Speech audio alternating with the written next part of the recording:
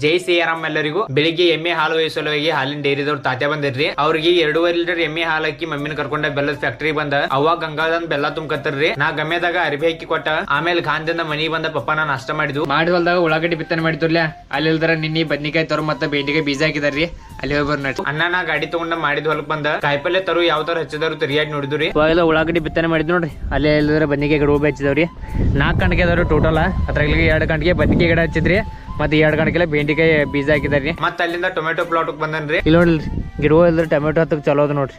ಇನ್ನೊಂದ್ 15 ದಿನದಾಗ ಪೂರ ಪ್ಲಾಟ್ ಎಲ್ಲ ಬರ್ತಿದ್ರಿ. ಆಮೇಲೆ ಬಾಳಿಕೆ ಹೊಲಕ್ ಹೋಗಿ ಚೊಗಚಿ ಮುರ್ಕೊಂಡ ಅದನ್ನ ಬಾಳಿಕೆ ತಪ್ಪಲ್ಲೇ ಕಟ್ಟಿ ಮನಿಗೆ ಬಂದು ಸಾಯಂಕಾಲ 5 ಗಂಟೆಗೆ ಪಪ್ಪ ಚಾ ಮಾಡಿ ಕೊಟ್ಟ. ನಾವಿ ಕುಡ್ದ ಕುಡ್ಗೋಲ್ ತಗೊಂಡು ಹೊಲಕ್ ಹೋಗಿ ಕರ್ಗೋಲ್ ಶೇಂಗಸ ಮಾಡಿ ಆಮೇಲೆ ಮೇವ್ ಕಡ್ದ ಸಣ್ಣ ಕಟ್ ಮಾಡಿ ಕರಿ ಹೋಗದ. ಪಪ್ಪನ ಕಡೆ 100 ರೂಪಾಯಿ ಇಸ್ಕೊಂಡ ನಡ್ಕೋದ ಬಸ್ ಸ್ಟ್ಯಾಂಡ್ ಹೋಗಿ 2 ವಡಪಾವ್ ತಿಂದ ಕಟಿಂಗ್ ಶಾಪ್ ಹೋಗಿ ಕಟಿಂಗ್ ಮಾಡ್ಕೊಂಡ್ ಮನಿಗೆ ಬಂದನ್ರಿ. ಈ ರೀಲ್ 24 ತಾಸ್ದಾಗ ಎಷ್ಟು ಜನ ಕಮೆಂಟ್ ಮಾಡ್ತಿರ್ಲಿಲ್ಲ ಅವರೆಲ್ಲ ಕಮೆಂಟ್ ಲೈಕ್ ಮಾಡ್ತಾರ ಅಂತಾರೆ.